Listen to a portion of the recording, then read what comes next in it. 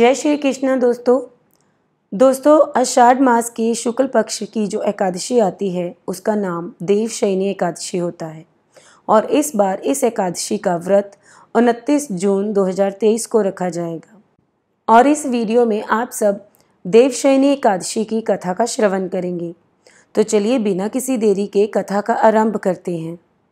एक समय नारद जी ने ब्रह्मा जी से प्रश्न किया कि मुझे एकादशी के व्रत का महत्व बताइए।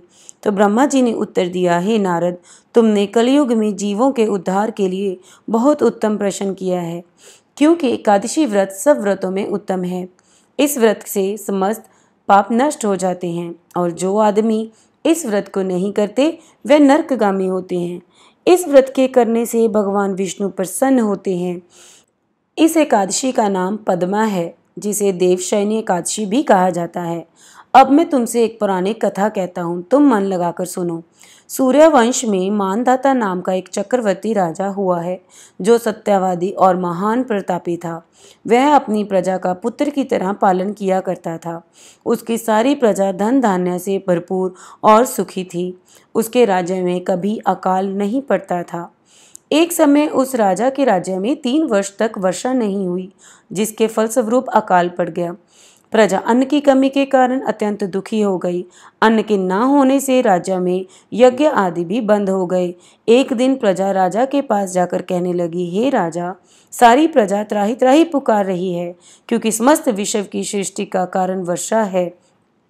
वर्षा के अभाव से अकाल पड़ गया है और अकाल से प्रजा मरी जा रही है। इसलिए हे राजन, कोई ऐसा उपाय बताओ जिससे प्रजा का कष्ट दूर हो। राजा मानधाता कहने लगा कि आप लोग ठीक कह रहे हैं, वर्षा से ही अन्न उत्पन्न होता है और आप लोग वर्षा ना होने से अत्यंत दुखी हो गए हैं। मैं आप लोगों के दुखों को समझता हूँ। ऐसा कहकर राजा कुछ सेना को साथ लेकर वन की तरफ चल दिया। वह अनेक ऋषियों के आश्रम में भ्रमण करता हुआ अंत में ब्रह्मा के पुत्र अंगिरा ऋषि के आश्रम में पहुंचा। वहां राजा ने घोड़े से उतरकर अंगिरा ऋषि को प्रणाम किया। मुनि ने राजा को आशीर्वाद दिया, उसका कुशल मंगल पूछा और उसके बाद आश्रम में आने का कारण पूछा। राजा ने हाथ जोड़कर विनय भाव से कहा कि भगवान, सब प्रकार से धर्म पालन करने पर भी मेरे राज्य में अकाल पड़ गया है। इससे प्रजा अत्यंत दुखी है। राजा के पापों के प्रभाव से ही प्रजा को कष्ट मिलता है, ऐसा शास्त्रों ने कहा है।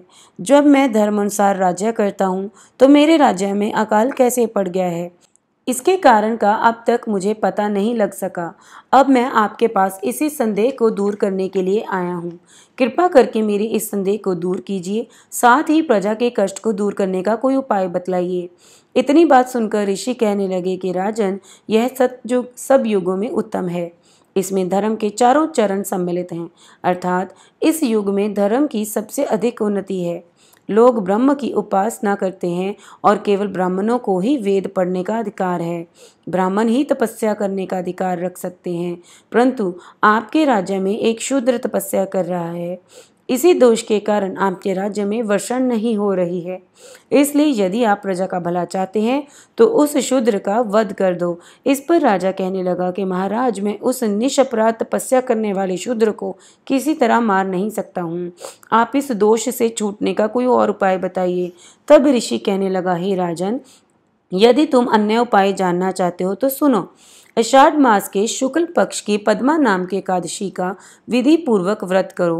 व्रत के प्रभाव से तुम्हारे राज्य में वर्षा होगी और प्रजा सुख प्राप्त करेगी, क्योंकि इस एकादशी का व्रत सब सिद्धियों को देने वाला और समस्त उपद्रवों को नाश करने वाला है। इस एकादशी का व्रत तुम प्रजा, सेवक तथा मंत्रियों सहित करो। मुनि के इस वचन को सुनकर राजा अपने नगर को वापस आया और उसने विधि पूर्वक पद्मा एकादशी का व्रत किया। इस व्रत के प्रभाव से वर्षा हुई और प्रजा को सुख पहुंचा। अतः इस मास की एकादशी का व्रत सब मनुष्यों को करना चाहिए। यह व्रत इस लोक में भोग और परलोक में मुक्ति को देने वाला है।